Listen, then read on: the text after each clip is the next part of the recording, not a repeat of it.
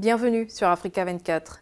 À quelques mois du coup d'envoi de la Coupe d'Afrique des Nations CAN Côte d'Ivoire 2023, Africa 24 vient aux nouvelles quant à la préparation de cet important événement continental et aux stratégies initiées par l'État de Côte d'Ivoire pour le développement du sport. Le ministre ivoirien des Sports est l'invité de cette édition de décryptage. Monsieur Claude Danho-Paulin, bienvenue sur Africa 24. À quelques mois de la célébration de la grand-messe du football africain, la Coupe d'Afrique des Nations, quel est l'état des lieux des infrastructures sportives et connexes attendues pour la compétition? La Côte d'Ivoire est-elle prête à accueillir l'événement? La Côte d'Ivoire s'honore de recevoir toute l'Afrique à l'occasion de la CAN 2023. Pour ce faire, sous l'égide et sous le leadership du président Alassane Ouattara, la Côte d'Ivoire a investi 1 milliard de dollars dans la préparation de cet événement important, en infrastructures sportives, infrastructures d'hébergement, dans les infrastructures connexes, notamment l'amélioration du plateau technique sanitaire, les plateaux aéroportuaires. La Côte d'Ivoire est prête. Toutes les infrastructures sont quasiment terminées, mais comme toute infrastructure, il faut prendre le temps de faire les retouches, rendre la plus belle possible. Donc le stade Houphouët-Boigny sera à la hauteur de ce que nous voulons faire pour magnifier et pérenniser l'image du bâtisseur infatigable que fut le président Félix Houphouët-Boigny pour la Côte d'Ivoire. C'est pour cela que nous prenons le temps de peaufiner les choses pour que ce stade ait l'éclat à la dimension de l'homme qu'il a été. Je peux vous donner l'assurance que très rapidement, en liaison avec la CAF, nous allons procéder aux homologations pour qu'au mois d'août, nous puissions remettre les clés et procéder au tirage au sort prévu au mois d'octobre. En prologue à la CAN Côte d'Ivoire 2023 s'est tenue à Abidjan du 23 au 24 juin 2023 la deuxième édition du Salon africain du football dont vous êtes le parrain institutionnel. Quelle priorité pour votre ministère dans le parrainage de cet événement? Le parrainage de cet événement répond à plusieurs options. La première option, c'était de faire en sorte qu'un jeune Ivoirien qui a décidé d'entreprendre soit soutenu, soit encouragé. Mais le fondement même de notre parrainage, c'est que la vision du développement du sport en Côte d'Ivoire rentre dans le cadre de l'aménagement du territoire, du développement holistique du pays. Le président de la République, le président Alassane Ouattara, a voulu que le sport soit source de création, de richesse et d'opportunités pour les jeunes. Que le sport contribue à l'aménagement du territoire, mais que surtout le sport serve à la cohésion sociale. Le thème de la deuxième édition du Salon africain du football a porté sur l'économie sportive en Afrique. Comment envisagez-vous le développement de l'économie sportive sur le continent? Pour nous, l'économie sportive est un élément essentiel dans ce changement de paradigme. Parce que pendant longtemps, le sport a été conçu comme ludique, un lieu de passion, un lieu de divertissement. Or, aujourd'hui, plus que jamais, le sport, dans notre contexte, doit être une niche d'opportunités, de création de richesses et d'opportunités d'emploi pour les jeunes. C'est pourquoi nous avons investi énormément dans ces infrastructures sportives, comme des usines, qui doivent derrière créer un écosystème pour que les jeunes utilisent le sport comme tremplin pour se prendre en charge, pour se réaliser et pour faire éclore leurs talents. Quelles sont les stratégies mises en place au sein de votre ministère pour dynamiser l'économie du sport en Côte d'Ivoire?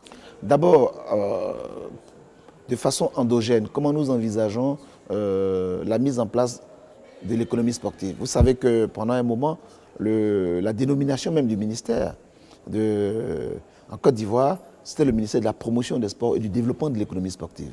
Parce que nous avons fait le lien entre la nécessité de faire des investissements massifs dans le sport, mais que derrière, il se crée un écosystème pour que le sport devienne aussi une niche qui embauche les jeunes, qui leur donne l'opportunité de se réaliser. Qu'au-delà du talent, ils puissent aussi vivre de ce sport en restant dans nos territoires. Il est impératif aujourd'hui que nous n'exportions pas seulement que des muscles, mais aussi que nous permettions aux jeunes de se fixer dans nos territoires et qu'à travers le sport, ils puissent avoir des métiers dans le sport. Le sport, ce n'est pas seulement les athlètes que vous voyez sur les pistes. Et le sport a un ensemble de métiers, depuis l'entretien des infrastructures, la maintenance des infrastructures, la gestion des événements, la création et l'accompagnement des athlètes. Donc il y a un certain nombre de métiers qui constituent l'écosystème qu'il faut promouvoir. C'est pourquoi il est important qu'en Afrique, il y ait des infrastructures, qu'il y ait de la formation, qu'il y ait de la détection des talents, mais aussi qu'il y ait, comme j'insiste pour le dire, la création d'un écosystème où les sponsors, où les partenaires mettent de l'argent parce que le spectacle qui est créé est à la hauteur de l'attractivité recherchée par ces entreprises. Dans le cadre de l'accélération de la construction d'infrastructures sportives et récréatives, de nombreux projets ont été initiés par les autorités ivoiriennes pour un investissement global de près de 11 milliards de francs CFA. Quel enjeu pour la jeunesse ivoirienne? Cette année 2023 a été décrétée année de la jeunesse par son Excellence M. Alassane Ouattara, président de la République de Côte d'Ivoire. Il a voulu, par ce marqueur, donner un accélérateur aux investissements très importants réalisés en faveur de la jeunesse pour renforcer leur employabilité et surtout leur donner l'opportunité de se prendre en charge.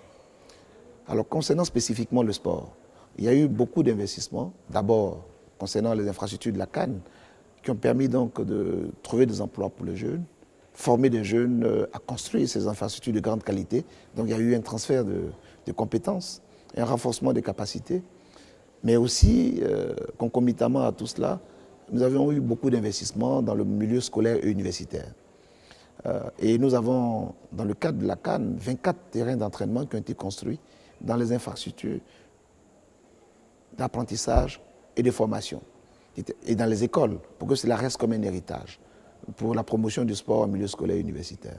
Et ensuite, pour lutter contre une pandémie qui existe dans notre pays, ce sont les noyades des jeunes qui prennent des risques incommensurables en allant dans la lagune et à la mer. Et nous avons noté qu'il y avait une vraie décimation de jeunes. Et pour lutter contre cette forme de décimation qui touchait la jeunesse, nous avons lancé un programme d'aisance aquatique. Ce sont aussi piscines olympiques qui ont été envisagées et construites, qui sont en cours de construction, pour permettre aux jeunes d'apprendre à nager et apprendre les actes de sauvetage. C'est très important.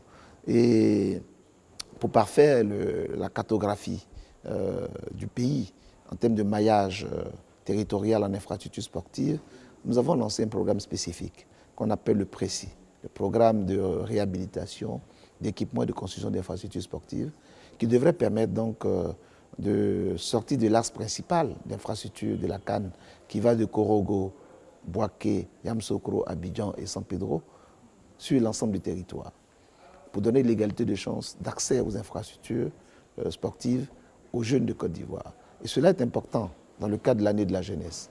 Il faut que les jeunes restent dans les territoires, qu'ils aient l'égalité des chances dans l'apprentissage des métiers, mais aussi dans l'accès aux infrastructures sportives pour leur bien-être et aussi pour la détection des talents. C'est dire que le développement du pays, tel qu'il a été conçu dans le programme national de développement, intègre le sport comme une composante essentielle. Monsieur Claude Daho-Paulin, ministre ivoirien des Sports, merci d'avoir répondu aux questions d'Africa 24. Merci à toutes et à tous d'avoir suivi cette édition de Décryptage.